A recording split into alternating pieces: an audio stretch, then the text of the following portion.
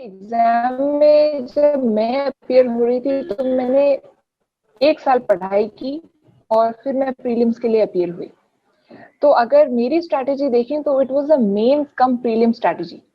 मैंने ज़्यादा डिफरेंशिएट नहीं किया, मेरी सोर्सेज बहुत लिमिटेड थी, मैं दोनों के लिए साइमल्टेनियसली ही मैंने पढ़ाई की। प्रीलिम के लिए स्पेसिफिक नोट्स थे, उन पे पी लिखती थी, जो मेंस के लिए थे उनके आगे एम लिखती थी, ताकि मुझे पता हो कि हाँ प्रीलिम आ रहा है तो मुझे वो जिनके आगे पी लिखा हुआ है वो ही वायलेट देना है। एंड मेंस में क्योंकि एक ब्रॉडर लेवल से, एक बर्ड्स आई व्यू से आप आंसर राइटिंग करते हैं, तो उसमें इतने ट्रिवियल इन्फॉर्मेशन जरूरी नहीं होती।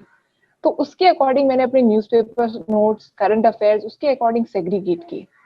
अब अगर मैं बात करूं जो अभी अपकमिंग प्रीलिम्स है, अक्टूबर में प्रीलिम एग्जाम फिर से आ रहा है, तो अगर जो एस्पिरेंट्स उसके लिए अपीयर हो रहे हैं उनको मैं ये कहूंगी कि अब जो 1-2 महीने बचे हैं, आप जितना क्वेश्चंस प्रैक्टिस कर सके उतने क्वेश्चंस प्रैक्टिस कीजिए। तो प्रीलिम से 1-2 महीने पहले से ही मैंने सैम्पल पेपर्स डाउनलोड करके करना शुरू कर दिया था।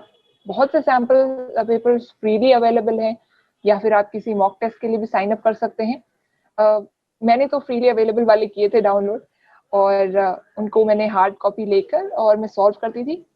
सुबह में सॉल्व करती थी, शाम को मैं उनके आंसर्स पढ़ के रिवाइज करती थी, ताकि वहां से भी आपका जो नॉलेज बेस है वो बढ़ता जाए। जैसे जैसे आप क्वेश्चंस देखेंगे आपको पता चलेगा कि आजकल के ट्रेंड में कैसे क्वेश्चंस आ रहे हैं। तो I think sample paper solve करना बहुत जरूरी है। और एक और चीज जरूरी है, वही है अपनी टाइमिंग नोट करना। तो वैसे तो प्रीलिम्स में 2 घंटे मिलते हैं, लेकिन मैं जब घर पे प्रीलिम्स के पेपर देती थी तो 1.5 आवर में देती थी, क्योंकि एग्जाम हॉल में क्या हो ये किसी को नहीं पता। तो आप जब प्रिपेयर कर रहे हैं तो prepare for the worst. So please keep the timing 15 to 20 minutes lesser than what you will actually get.